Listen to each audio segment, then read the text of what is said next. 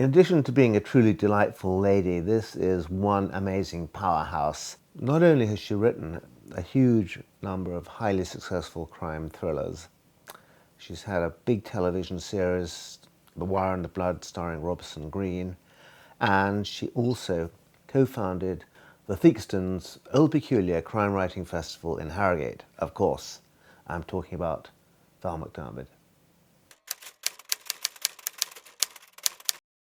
The one writing tip I would say is useful is to find the time of day that works best for you. We've all got times of the day when we're at our best and times of the day when we're a bit sleepy or a bit off. And I think if you find the time of day where you're at your most productive, corral that for your writing. It's always hard to pick a favourite book that you've written. I mean, it's a bit like saying which of your children do you like best. But the one that in a way is the kind of touchstone for me is The Mermaid Singing, because it was so different from anything I had done before, and it was such a difficult book for me to write. I got to the end of that and I figured that if I could make a success of that, then no book would ever be beyond me. I'd always be able to find a voice or a structure to tell the story that I needed to tell. I write between January and April. That's when the book gets written, and so I write. Some days I write pretty much all day, but I tend to write in 20-minute bursts and then do other things. Some days, because of other commitments, I'll write maybe in the morning or maybe late in the evening. I write either in my office or generally I write quite a lot on trains. I spend quite a lot of time on trains, and I find trains are really good places to write.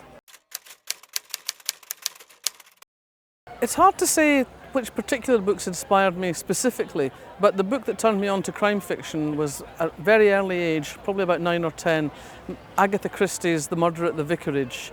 My grandparents only had 2 books in the house. They had the Bible and for some reason The Murder at the Vicarage. So whenever I ran out of the library books I'd brought with me, that was where I turned. And I think that's what turned me on to the idea of grown-up books having to have dead bodies in them.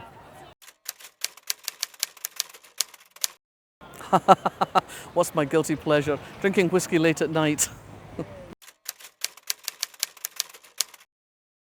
Well, I sit down at the keyboard. I don't have superstitious rituals at all. I just get on with it and do it. I always wanted to be a writer from the moment I realised that it was a job you got paid money for.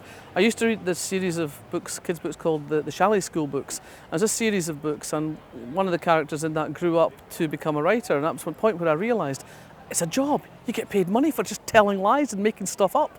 I thought I could do that. That's what I want to do.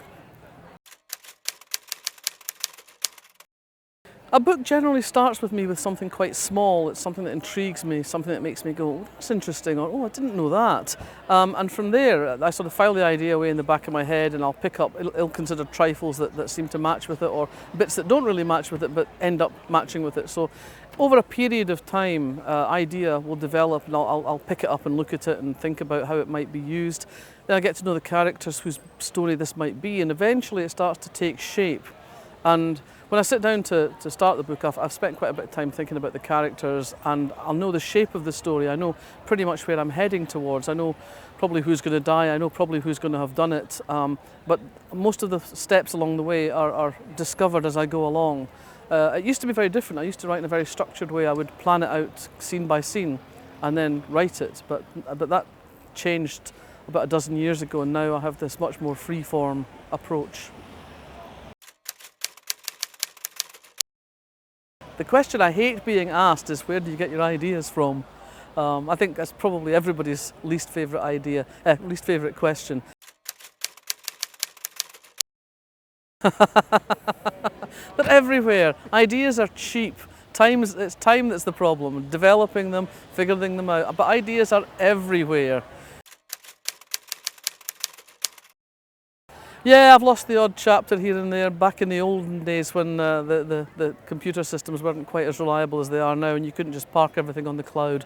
I've had that thing where that chapter, I had it yesterday, and it's gone.